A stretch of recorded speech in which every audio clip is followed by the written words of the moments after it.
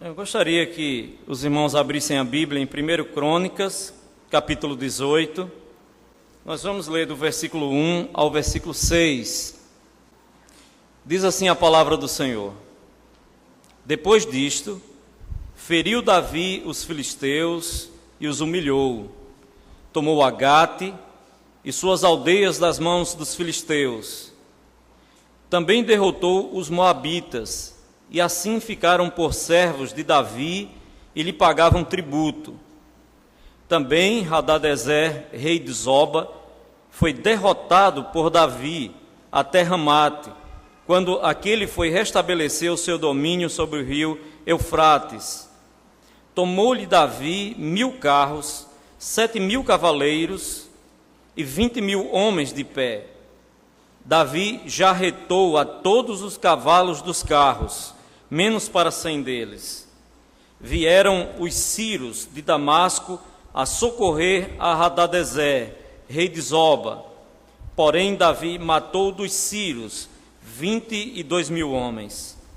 Davi pôs guarnições na Síria de Damasco, e os sírios ficaram por servos de Davi e lhe pagavam tributo.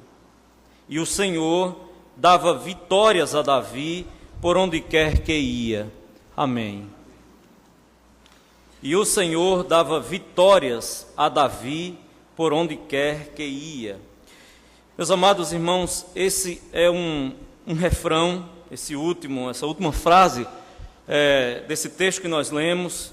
E o Senhor dava vitórias a Davi por onde quer que ia. Esse é um refrão recorrente aqui no Antigo Testamento. Desde o livro de 1 Samuel, vai lá de Josué até o segundo livro dos Reis, a chamada obra deuteronomista, sempre esse texto é incrustado nos grandes feitos dos homens de Deus, especialmente Davi. E aqui o cronista, o autor anônimo, ninguém sabe quem escreveu os livros das crônicas dos reis de Israel. O cronista, ele narra os feitos de Davi aqui, mas sempre no final ele arremata com essa verdade. E o Senhor dava vitórias a Davi por onde quer que ia. Nesse mesmo capítulo 18, no versículo 13, e do versículo 7 até o versículo 13, o cronista ele continua falando das grandes vitórias que Deus concedeu a Davi, dos reinos e dos reis que ele subjugou, das batalhas que ele venceu. E também no versículo 13, ele diz: e o Senhor dava vitórias a Davi por onde quer que ia.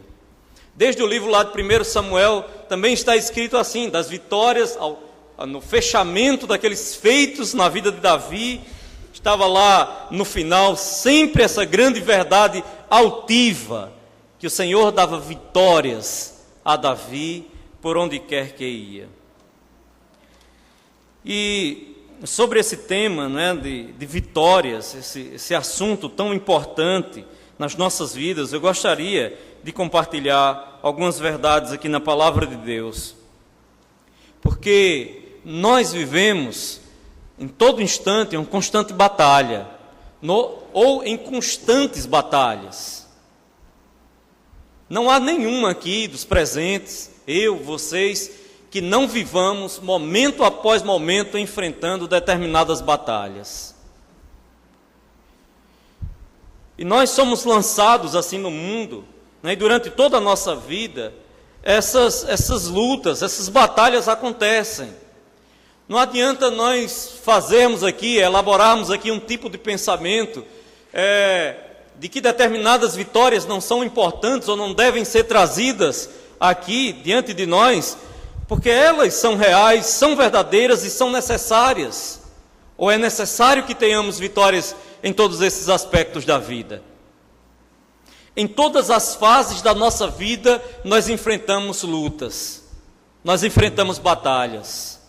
Uns mais, outros menos, mas todos enfrentam grandes lutas. Quem aqui pode dizer que não está enfrentando, seja uma luta maior, uma luta menor, mas que com consciência possa dizer que não há um desafio diante dele?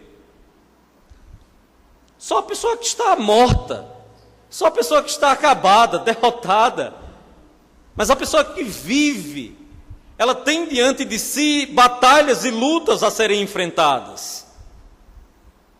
Só a pessoa que adormeceu, mas a pessoa que quer continuar caminhando, avançando, seja na vida cristã, no aspecto espiritual da vida, ou nos aspectos comuns do dia a dia, físicos, normais do dia a dia, sempre encontra diante de si uma muralha, uma batalha a enfrentar, uma luta a travar. E isso acontece, meus amados irmãos, em todas as fases da nossa vida. Eu falo aqui essas fases da vida porque eu não quero deixar de fora a criança. Porque a criança, no mundo dela, enfrenta as batalhas dela. Que cruelmente, muitas vezes nós imaginamos que elas não as têm, mas que têm. E são batalhas tão sérias e tão importantes quanto as nossas batalhas de pessoas já casadas que constituíram famílias. As crianças têm sim também, e as crianças que, se existe ainda alguma por aqui, né, se não saíram todas, elas enfrentam também as suas lutas e os seus desafios. E depois chega naquele período que nem é mais criança, mas também nem é adolescente ainda, é aquele período de transição, continua a enfrentar sérias lutas e desafios importantes para ela. Pode não ser para nós, já em outra fase, mas para elas é extremamente importante. E aí então vem um período da adolescência, e agora aqui nós temos adolescentes, e os adolescentes enfrentam também, veem diante de si lutas, batalhas, desafios a serem enfrentados. E depois, na idade adulta, quem pode dizer que não é uma grande luta o dia a dia de um pai para conseguir colocar dentro de casa o pão de cada dia? Eu assisti um filme tem já alguns anos, né, Em Busca da Felicidade. Em Busca da Felicidade. E o tempo todo é o pai, né, com o seu filho, a mulher... havia acontecido ali uma separação, e ele com o seu filho pequeno ainda correndo. O filme todo é uma correria daquele homem para tentar vencer. E não tem um pai que assista aquele filme que não chegue a chorar um bocado. Porque cada pai sabe da luta, sabe da correria que sabe dos gigantes, sabe dos Golias que ele tem que enfrentar a cada dia, sabe do urso e do leão que ele tem que enfrentar a cada dia. Muitas vezes a questão é que por conta de algumas necessidades que eu não tenho, eu não vejo o outro como enfrentando essas grandes batalhas, porque ele tem outras necessidades. Tem batalha maior, né? Eu estava pensando nesse texto, imaginando, por exemplo, os jovens, né, os adolescentes. Tem luta maior, né, desafio maior do que um garoto conquistar uma garota? Para mim, eu ficava logo vermelho. É uma luta, não é? É uma luta muito grande. E se fracassa constantemente nessas batalhas, no seu tempo, na sua fase, acaba se tornando uma pessoa doente, uma pessoa enferma, porque não vence nas batalhas da vida. Então, todos os momentos em que nós vivemos, todos os instantes, é um instante de escolha, é um instante de decisão, é um instante de batalha, é um momento em que nós temos alguma coisa para a gente vencer, uma limitação para a gente superar, um desafio a vencermos, um alvo a alcançarmos. Sempre nós vivemos assim. A Bíblia Sagrada, Deus não nos chama para vivermos de braço cruzado numa teologia ou no entendimento errado de que Ele fará soberanamente cair sobre nós todas as coisas. Ele nos dá soberanamente todas as coisas, mas nos chama para vivermos também nessa dinâmica de busca, de luta, de batalha, de desafios a enfrentarmos. Porque senão Deus teria filhos muito estranhos. Muitos filhos estranhos. que apenas receberiam as coisas sem vivenciarem muitas lutas no seu dia a dia. E quando nós partimos aqui para um outro aspecto, como dizia uma amada irmã lá na Igreja de Cristo Pentecostal, né, do Brasil, onde eu era membro de lá, e aí ela dizia no plano espiritual, né? Ela dizia, olha, pastor Wilson, no plano espiritual, e quando nós olhamos para esse aspecto, né, vamos dizer assim, visível da nossa vida, mas bem real, a Bíblia também nos chama para dia após dia vencermos lutas, que nós estamos envolvidos numa luta ali terrível, violenta, momento após momento.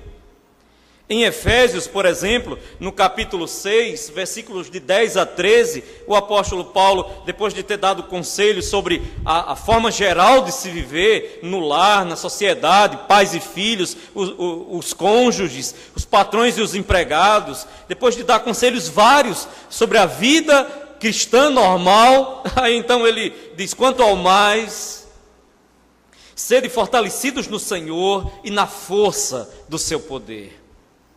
Revestivos de toda a armadura de Deus, para poderdes ficar firmes contra as ciladas do diabo. Ou seja, ele está dizendo, vocês vistam toda a armadura de Deus, porque vocês estão numa grande frente de batalha. Se equipem, vistam a armadura espiritual do Senhor, porque vocês vão enfrentar lutas terríveis. Revistam-se de toda a armadura do Senhor, para poderem ficar firmes contra as ciladas. E aqui a palavra cilada é a palavra que nós entendemos como estratégia, não é, do maligno, um estratagema, uma estratégia voltada para o mal, para destruir a vida do outro. De que o que nós enfrentamos não é algo simples, banal, fácil. Mas o apóstolo Paulo está nos dizendo que a luta que nós enfrentamos dia após dia, uma luta espiritual, é com alguém de uma mentalidade terrível que arma estratégias para nos destruir. E ele diz que nós devemos estar atentos, vestirmos a armadura de Deus, aí a linguagem é de batalha, é de luta, é de guerra. Porque a nossa luta não é contra o sangue e a carne. E aqui é justamente as frentes que nós mais insistimos em lutar. Eu quero lutar com Paulo Lima, o Paulo quer lutar comigo, mas nós ficamos imaginando que a nossa luta é no campo da carne e do sangue. Mas o apóstolo Paulo diz, aqui é só um exemplo, não é? Porque a nossa luta não é contra o sangue e a carne, e sim contra os principados e potestades, contra os dominadores deste mundo tenebroso, contra as forças espirituais do mal nas regiões celestes. Lá em Judas, no versículo 3, Judas diz assim, exortando-vos a batalhardes diligentemente pela fé que uma vez foi entregue ou foi dada aos santos. Então, nós vivemos assim. E esse texto que fala aqui das lutas de Davi, né, das batalhas por ele enfrentadas, nos mostra que Davi foi um homem que teve grandes vitórias. Outro dia eu preguei aqui, outro domingo, falando desse homem tão valente, desse homem tão corajoso, desse homem que tinha uma postura de ir avante, de guerrear, de combater, desse jovem que desde jovem ele tinha esse aspecto na vida dele de se lançar para a batalha, de vencer os seus desafios. E Deus concedeu muitas vitórias a Davi. E aí aqui nesse texto que nós lemos, pelo menos 7 nações Davi subjuga. E não eram inimigos fracos, não eram inimigos banais, mas reinos fortes, reis adestrados na guerra.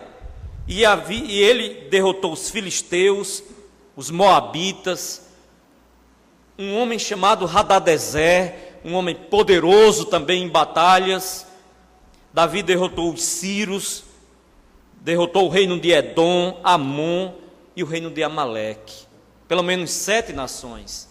Era um homem que havia experimentado vitórias várias, havia obtido muito renome. Os demais reis, com o tempo, passaram a ter um pavor de Davi. Eles pensavam 2 vezes antes de entrar em guerra contra Davi, porque eles sabiam que Davi tinha vitórias, que Deus concedia, o Deus de Davi concedia vitórias a ele. Então o pavor, o medo, Davi se tornou internacionalmente famoso por conta das suas vitórias. E desde o início da vida de Davi, quando ele começa, as escrituras começam a falar nele, logo alguns homens se levantam com indignação contra Davi.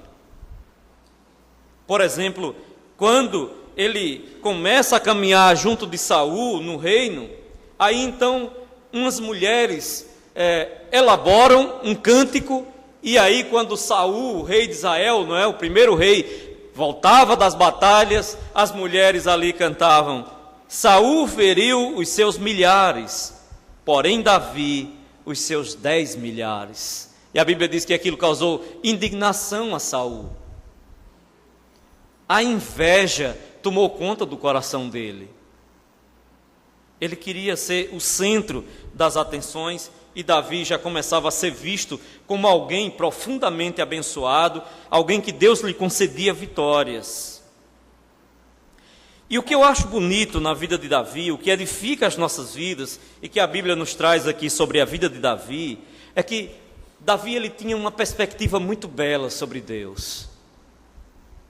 Ele foi um homem muito vitorioso, um homem de muito sucesso nos seus empreendimentos, desde cedo. Mas o que é mais belo na vida de Davi, o que fazia com que ele alcançasse vitória após vitória, triunfo após triunfo, o que fazia com que ele caminhasse com desenvoltura e destruísse todos os seus inimigos, desde o princípio, lá quando um leão e um urso foi atacar o rebanho que ele tomava conta, o que dava vitórias, na verdade, a Davi, o que fazia com que Davi se conduzisse com determinação, é uma perspectiva, uma visão que ele tem sobre Deus, a maneira como ele enxerga o Senhor, a maneira como ele compreende a Deus, como ele entende a participação de Deus no meio das suas proezas. E isso é o que é belo. Não é em si as nossas vitórias, mas como nós enxergamos Deus junto conosco, nos concedendo essas vitórias. E essa visão, essa perspectiva, esse entendimento, essa visão larga que ele tinha sobre Deus, nos ensina muito.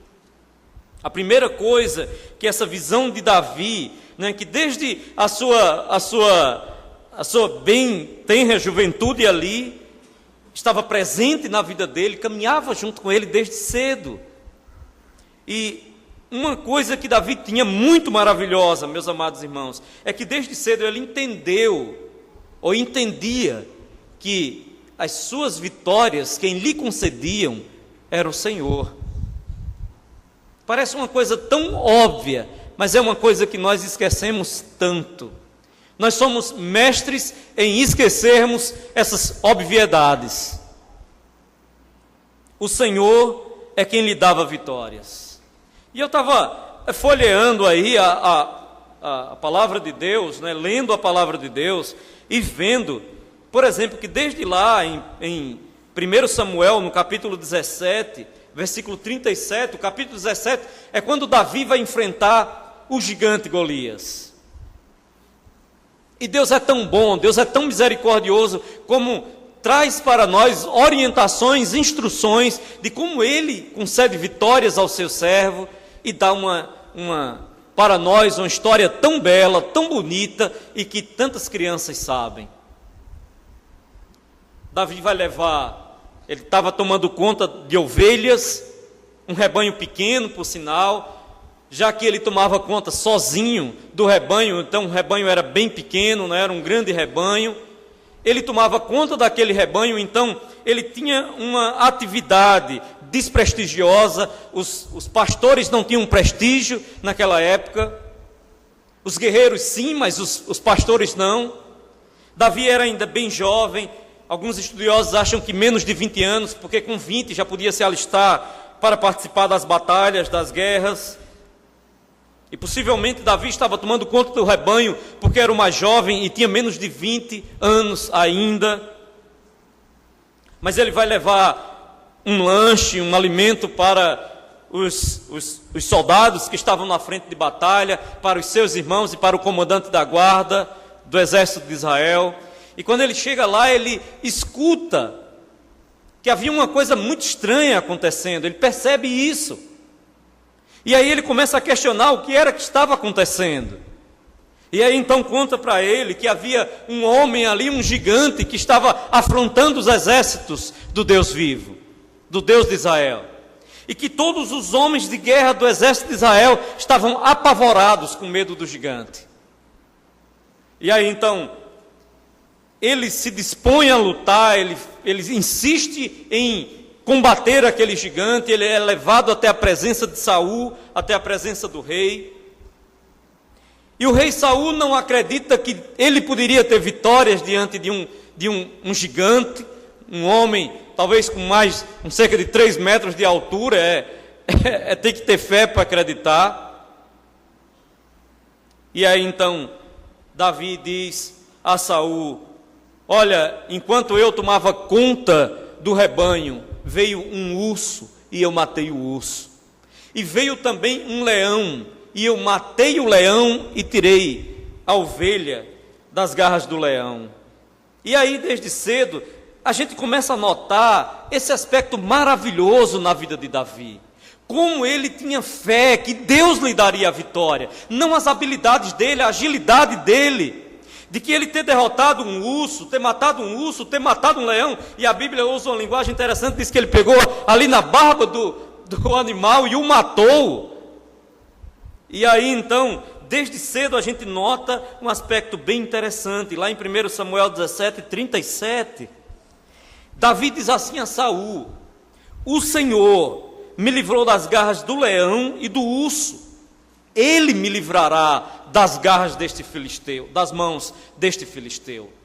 Olha, nós começamos a perceber que o sucesso na vida de Davi está na fé que ele colocava em Deus. Está na confiança, na determinação dele de que o Senhor é poderoso para lhe dar vitórias. Ele diz: como Deus me livrou, o Senhor me livrou das garras do leão e das garras do urso, Ele também me livrará das garras das mãos desse gigante. E mais à frente, no versículo 45, quando agora já diante de Golias, do gigante, um jovem, boa aparência, ruivo, possivelmente menos de 20 anos, bem jovem, diante de um gigante, bem habilidoso na guerra, bem acostumado com as batalhas, e o gigante ri dele e zomba dele. E aí então Davi diz: tu vens a mim com espada, lança e escudo. Você vem a mim dessa maneira, mas porém eu vou a ti em nome do Senhor dos Exércitos, o Deus dos exércitos de Israel. Você vem a mim com essas suas ferramentas, essas suas armas de guerra. Você vem a mim com sua lança, com sua habilidade em manejar o seu escudo, a sua lança, com sua agilidade em manejar a sua espada. Mas eu não, eu vou a você, eu lhe confronto, eu venço essa batalha, porque o Deus dos exércitos está comigo. O Deus dos exércitos de Israel, a quem você tem afrontado, é no nome dele que eu vou até você. E no versículo 46, ele diz: hoje mesmo o Senhor te entregará nas minhas mãos. E isso vai nos mostrando, irmãos, a perspectiva que aquele jovem tinha, a visão que aquele homem tinha de Deus, que aquele garoto tinha de Deus.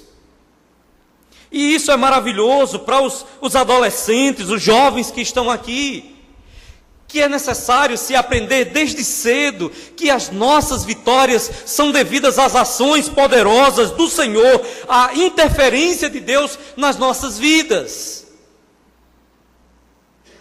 Nesse mesmo livro aqui, que nós estamos vendo aqui, de 1 Crônicas, no capítulo 17, versículo 16, Davi diz assim: então entrou o rei Davi na casa do Senhor, ficou perante ele e disse: quem sou eu, Senhor Deus? Quem sou eu, Senhor Deus? E qual é a minha casa, para que me tenhas trazido até aqui? Estão percebendo, irmãos? A dependência, todo o crédito que esse homem concedia a Deus. Ele se acha incapaz de chegar até o lugar onde ele estava. E ele pergunta: quem sou eu, Senhor Deus? E qual é a minha casa, para que me tenhas trazido até aqui? Foi isso ainda pouco aos teus olhos, ó Deus, de maneira que também falaste a respeito da casa de teu servo para tempos distantes.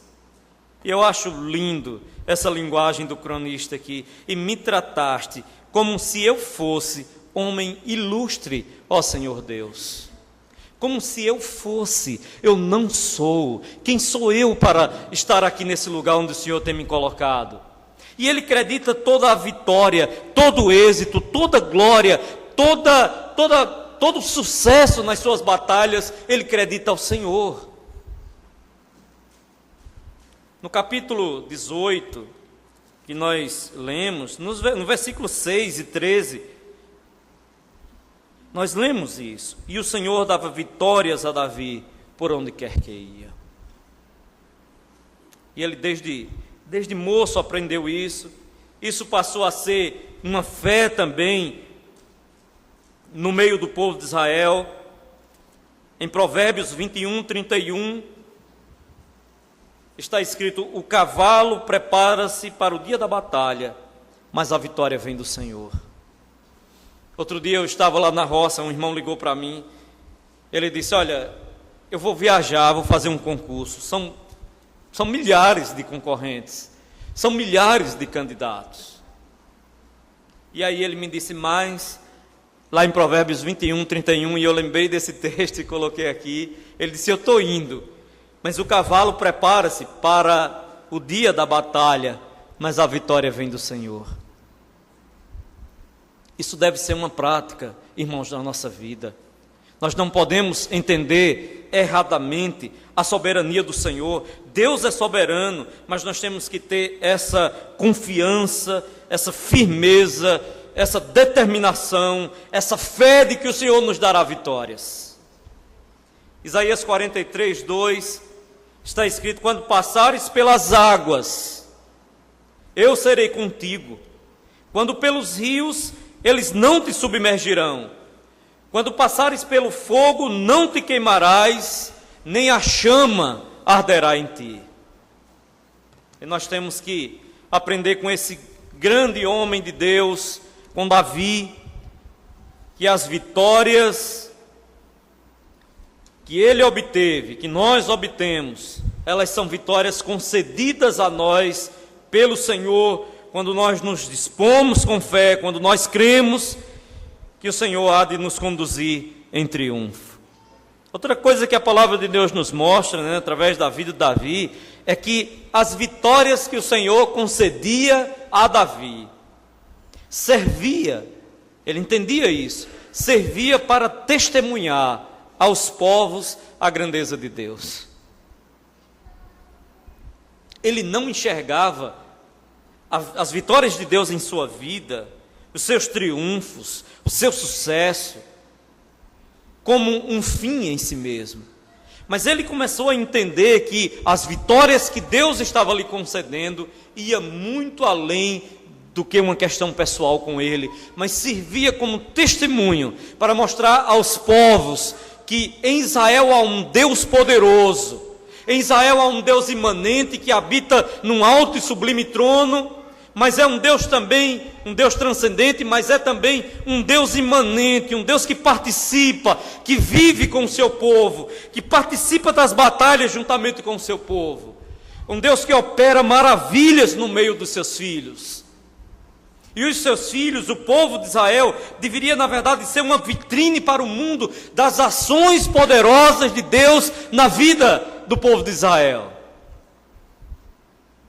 Todos os milagres, todos os grandes feitos, todas as maravilhas, desde a saída do Egito, desde as operações no deserto, as operações de Deus, os grandes milagres do Senhor, as vitórias concedidas a Davi, todas as coisas devem ser entendidas como, na verdade, um testemunho que nós devemos dar ao mundo de que o nosso Deus é um Deus poderoso, que age na nossa vida.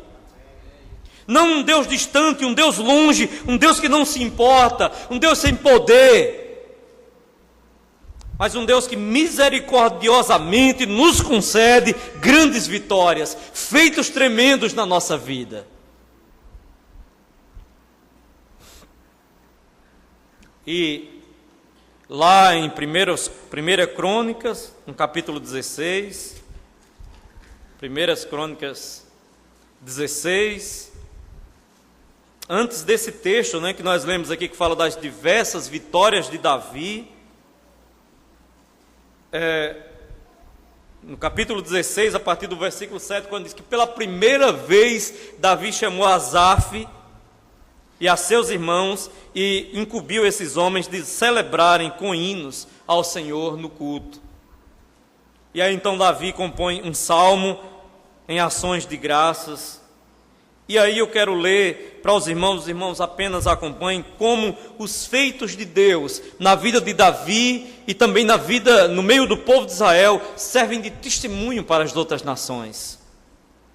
O versículo 8 diz: rendei graças ao Senhor, invocai o seu nome, fazei conhecidos entre os povos os seus feitos.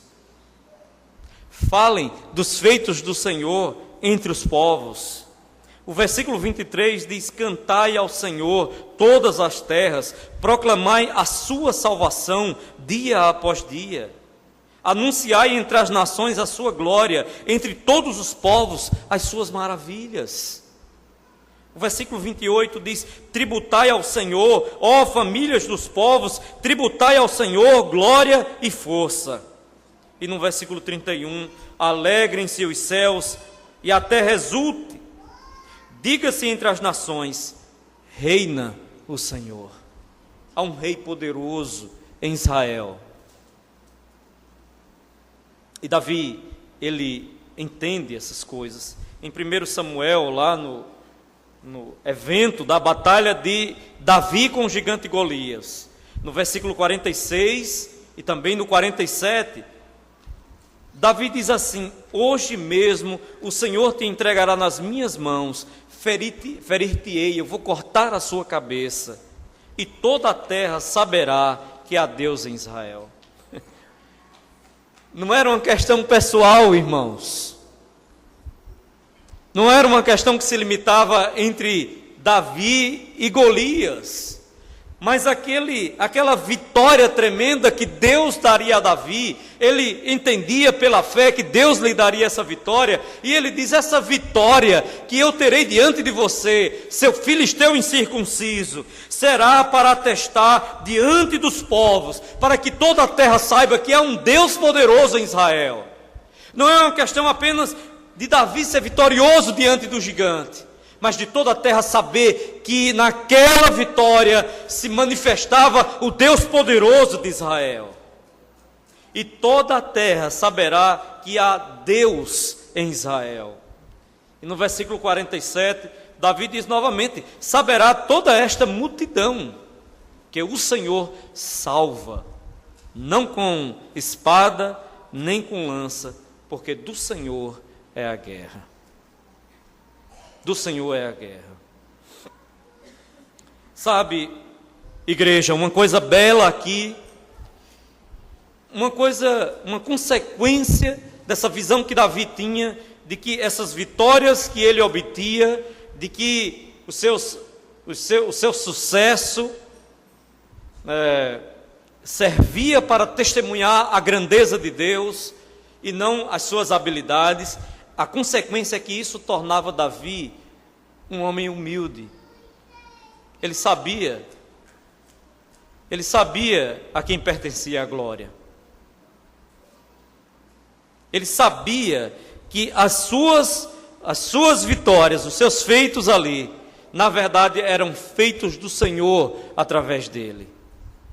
E isso, sabendo que as vitórias pertencem a Deus e que devem servir para testemunho para as outras nações, para os outros povos, de que há Deus em Israel, Davi se resguardava, Davi se colocava na sua humildade, vitória após vitória, triunfo após triunfo, mas a consequência daquilo era que ele se tornava também humilde diante de Deus. Aquilo não serviu para lhe tornar mais exaltado, mais esnobe, mais orgulhoso, mas ele foi entendendo que é para a glória de Deus, para testemunho entre os povos, de que Deus é poderoso e que apenas o usava como instrumento para manifestar a sua glória e o seu poder sobre a face da terra. Quando ele pergunta: quem sou eu, Senhor Deus? Isso mostra a humildade que ele tinha, o entendimento que ele tinha de que ele não era nada e que a casa dele não representava nada, e que Deus o havia tratado como um homem nobre, com nobreza, mas que isso ia tornando cada vez mais, nos mostra o quanto ele também crescia em humildade diante do Senhor. É por isso que se diz que Deus diz: achei em Davi um homem segundo o meu coração, um homem humilde. Irmãos, quantas vezes nós temos nos orgulhado de vitórias que nós arrogantemente achamos que obtivemos através da nossa sabedoria? Quantas vezes nós não dizemos: viu lá o que eu fiz? Viu lá como eu respondi? Viu lá a minha, como é que se diz assim, desenvoltura? Viu a minha desenvoltura? E nós, além de usurparmos, de roubarmos a glória que é devida ao Senhor, de não darmos testemunho para os outros: olha o que Deus fez, eu não sou nada, mas Ele fez aqui na minha vida. Nós vamos nos tornando orgulhosos, exaltados e esnobes. E às vezes nós ficamos vendo com coisas tão pequenas, irmãos, com coisas tão pequenas. Nós achamos que nós nos sobressaímos diante dos problemas da vida, que nós, pela nossa habilidade, nós conservamos as coisas num estado ali, que o sucesso é devido à nossa capacidade, à nossa agilidade. E Davi tem tanto, né? A palavra de Deus tem tanto a nos ensinar, de que na verdade nós não devemos roubar a glória que é devida ao Senhor, de que nós não podemos absolutamente nada. O Senhor Jesus, ele diz uma frase, né? Ele tem uma frase ali em João, capítulo 15, que ele diz: sem mim nada podeis fazer. E nós fazemos muito bem em sempre ter essa frase bem clara diante de nós: sem mim nada podeis fazer. Nós não podemos absolutamente nada sem Deus. Mas muitas vezes o nosso testemunho, o meu e o de muitos, é de arrogância, de presunção diante de vitórias que o Senhor mesmo nos concede. Uma outra coisa, né, é que essa perspectiva que Davi tinha, à medida que alcançava tantas batalhas e tantas vitórias, tantos reis se subjugando ali, tantos reinos pagando tributos a Davi, né, ele tomando do despojo, juntando ali objetos de ouro, de prata, de bronze, para depois serem usados depois na construção do templo e nos utensílios do templo pelo seu filho Salomão. Vitória após vitória, triunfo após triunfo, uma caminhada tremenda, um currículo e tanto. Mas a perspectiva que Davi tinha, de que o Senhor deveria ser louvado pelas vitórias dele mesmo, pelas suas próprias vitórias, pelo seu próprio agir, pelo seu próprio trabalhar na vida de Davi. O Senhor deveria ser louvado, glorificado pelos seus grandes feitos. Davi então tem desde cedo essa habilidade, né? esse desejo, esse prazer de cantar, de louvar, de salmodiar ao Senhor os grandes feitos de Deus. E nós, apenas rapidamente aqui, quando pegamos o livro dos Salmos, a partir do Salmo 28, vou apenas ler alguns aqui, apenas para os irmãos notarem essa tônica aqui no que Davi compunha.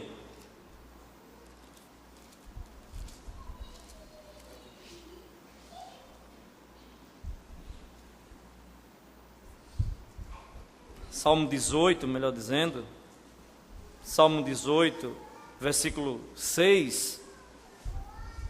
Eu vou citar alguns salmos aqui e os irmãos apenas acompanhem. No Salmo 18, versículo 6, ele diz: na minha angústia invoquei o Senhor, gritei por socorro ao meu Deus. Ele, do seu templo, ouviu a minha voz e o meu clamor lhe penetrou os ouvidos. No capítulo 20, versículo 7, ele diz: uns confiam em carros, outros em cavalos.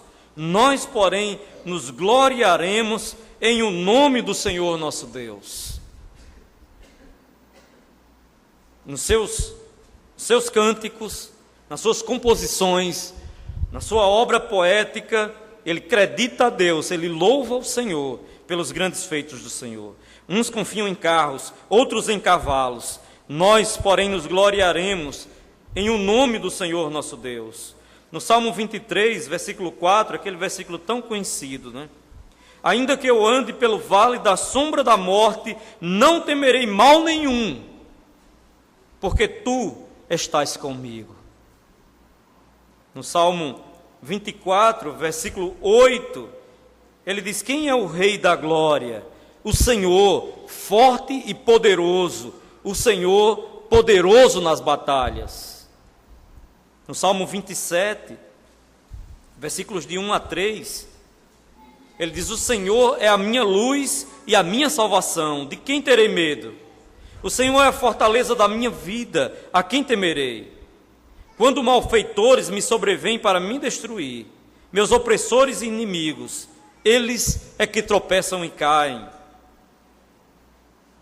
Ainda que um exército se acampe contra mim, não se atemorizará o meu coração. Se estourar contra mim a guerra, ainda assim terei confiança. Os feitos de Deus, a mão poderosa de Deus com ele transforma, ele responde. É isso que os salmos, eles são na verdade uma resposta, uma obra da reflexão do homem de Deus, do servo de Deus. É uma resposta em forma de cântico, de poema, às obras poderosas de Deus. No Salmo 28, versículo 7, ele diz: o Senhor é a minha força e o meu escudo. Nele o meu coração confia, nele fui socorrido. Por isso o meu coração exulta, e com o meu cântico o louvarei. E por fim o Salmo 40, do versículo 1 ao versículo 3, é apenas uma amostra de como esse louvor que Davi concede a Deus, pelos grandes feitos do Senhor, é uma coisa que permeia toda a obra poética de Davi. Ele diz: esperei confiantemente pelo Senhor. Ele se inclinou para mim e me ouviu quando clamei por socorro. Tirou-me de um poço de perdição, de um tremedal de lama, colocou-me os pés sobre uma rocha e me firmou os passos. E me pôs nos lábios um novo cântico, um hino de louvor ao nosso Deus. E olha o testemunho dele: muitos verão estas coisas, temerão e confiarão no Senhor. Irmãos, nós temos que aprender a louvar a Deus pelos seus grandes feitos. Nós temos que aprender a abrir os nossos lábios e glorificar o Senhor pelos feitos poderosos de Deus no nosso meio. Também na história da salvação, mas também no nosso dia a dia. Quantas vitórias Deus tem nos concedido, mas nós temos respondido ao Senhor com louvor, com cântico, com exaltação ao nome dEle. Isso é uma coisa que Davi nos ensina, de que Deus é poderoso, que Ele age no meio do seu povo, mas que o seu povo precisa responder ao Senhor com hinos de louvor ao nosso Deus. Concluindo, eu gostaria de lhe fazer um questionamento, a mim e a você, e que possamos refletir sobre isso, não é? Que batalha você tem enfrentado? E aqui eu não quero deixar de fora, com medo, com receio, não é? Vou até falar com o presbítero Dilson, porque a gente começou a ter um pavor de determinadas coisas tão normais da vida. Mas quando essas coisas são supridas para a gente, é fácil não atentar, não se irmanar, ter compaixão com o outro que está enfrentando grandes lutas. E aí eu não quero deixar de fora aqui desse questionamento, né, que batalhas você tem enfrentado, essas questões da vida, no seu trabalho, que batalhas você tem enfrentado? Falta de dinheiro, que batalhas você tem enfrentado também nesse aperto que muitas vezes nós nos encontramos?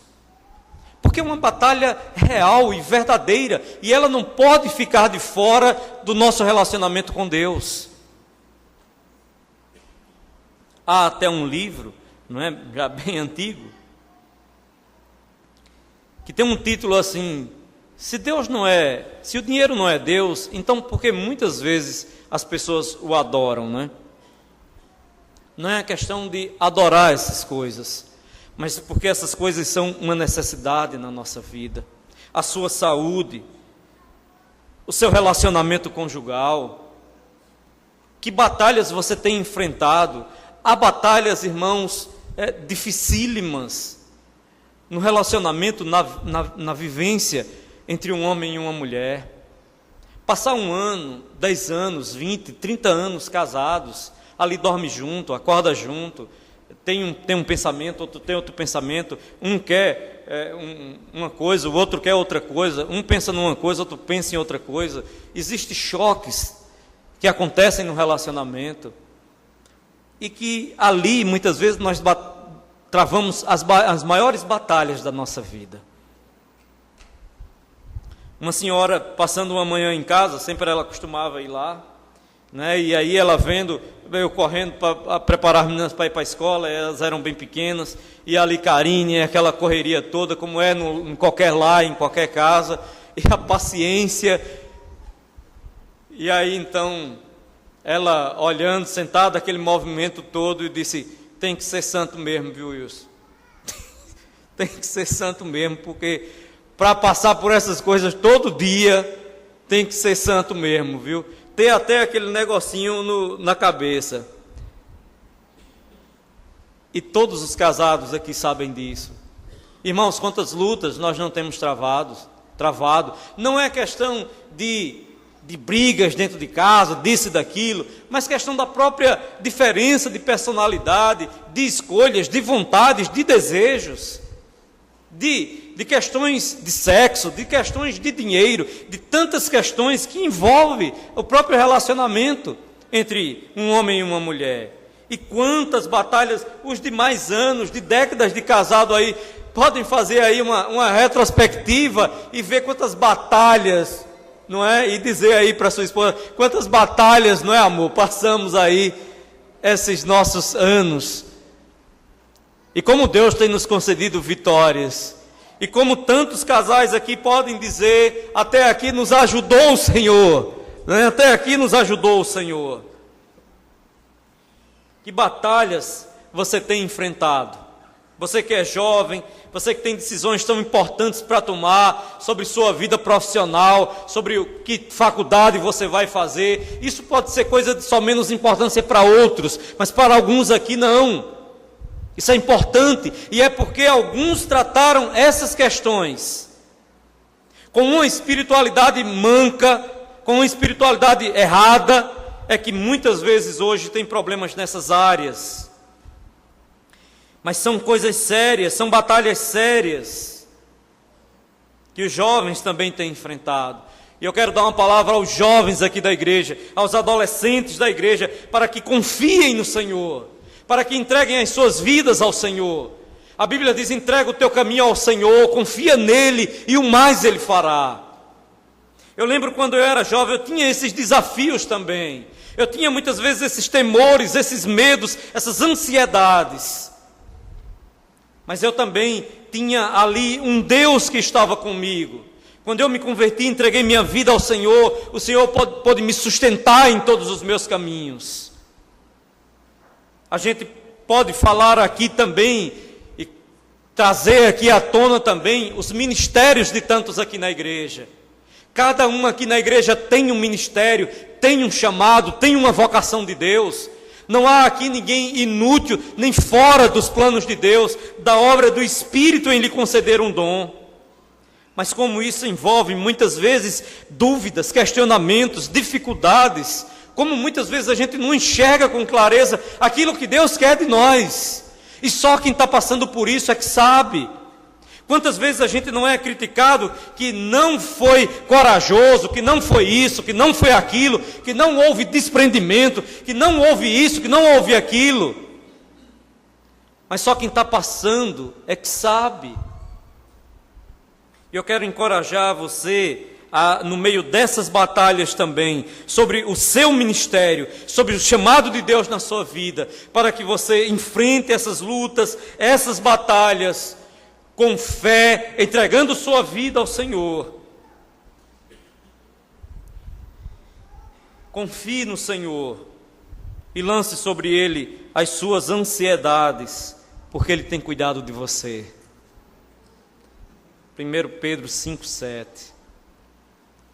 Ele diz que nós devemos lançar sobre o Senhor as nossas ansiedades.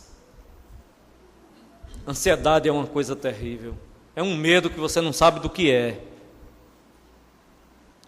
Mas o apóstolo diz que nós devemos lançar nossa ansiedade sobre Ele, porque Ele tem cuidado de nós. Deixe o trabalhar de Deus em sua vida e através dela glorificar o nome do Senhor. Não tome as vitórias que você tem tido, que Deus tem lhe otorgado, lhe concedido, como um fim em si mesmo.